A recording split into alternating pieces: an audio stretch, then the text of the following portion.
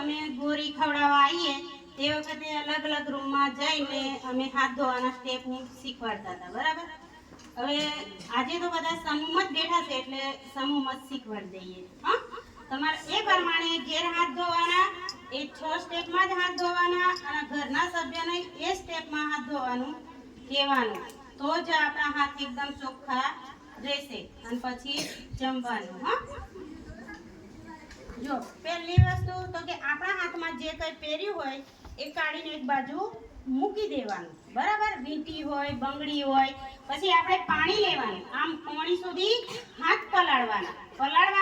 પછી આપણે જે હોય આપણી જોડે ઉપલબ્ધ લિક્વિડ હોય કે સાબુ હોય આપણા ઘરમાં જેવી વ્યવસ્થા એ લેવાનું અને આપણે આમ સીધું આમ આંગળીઓ બહાર અહીં વચ્ચે થઈને જાય એ રીતે 10 વખત આ રીતે ઘસવાનું. ઘસવા બધા, ચલો આ રીતે 10 વખત બધાય એવું કરો, બધાય બરાબર. આ રીતે 10 વખત આંગળીઓ અહીંથી અહીં જવી જોઈએ, બરાબર?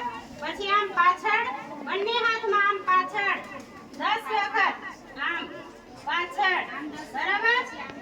હા, પછી આમ અંગૂઠો અંદર જવા દેના, મુઠ્ઠી વાળો, આમ મુઠ્ઠી, આમ પછી આમ આ ત્રીજો સ્ટેપ થયો, આમ મુઠ્ઠી, હો, બરાબર? હવે આવ્યો અંગૂઠો, જો આમ બંને હાથનો 10 વખત આ રીતે.